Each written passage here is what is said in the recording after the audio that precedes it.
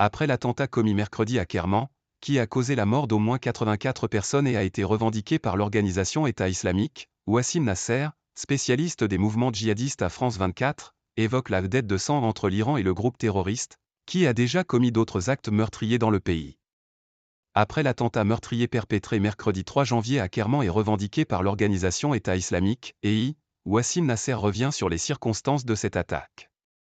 Selon le communiqué de l'EI, le premier a activé sa ceinture explosive et le deuxième a attendu 20 minutes avant d'activer sa propre ceinture, précise le spécialiste des mouvements djihadistes à France 24. C'est leur mode opératoire habituel, faire des dégâts, attendre que les secours arrivent et ensuite faire encore plus de dégâts.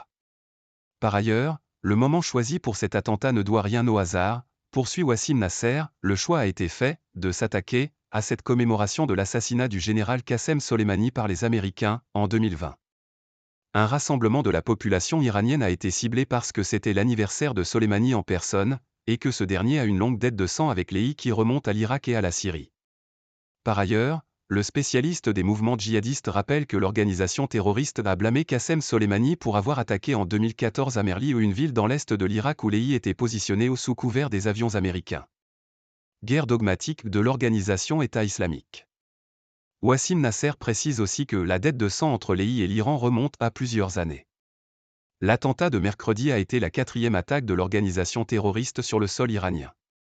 Et le spécialiste d'énumérer les précédents attentats revendiqués, le premier contre le Parlement et le mausolée de l'imam Khomeini, 17 morts, 39 blessés, en juin 2017, le deuxième contre un défilé militaire des gardiens de la Révolution à Avaz, 5 assaillants, 29 morts et 70 blessés, en septembre 2018, et le troisième contre le mausolée Chacherag à Shiraz, un seul assaillant, 15 morts et 40 blessés, en octobre 2022.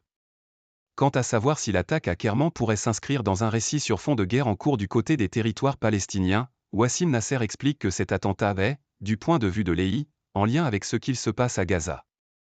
Et il poursuit, cela rentre dans le contexte de la guerre à Gaza parce que c'est l'occasion pour l'EI de rappeler que toutes les guerres qu'ils mènent partout dans le monde sont liées, et que la Palestine et Gaza sont une plaie selon leurs propres mots parmi tant d'autres du monde musulman. Le spécialiste des mouvements djihadistes conclut que cette attaque en Iran est aussi l'occasion pour l'EI de blâmer le Hamas, qu'il qualifie d'apostat, ainsi que de rappeler qu'il mène une guerre religieuse, dogmatique et pas une guerre de territoire ou de frontières.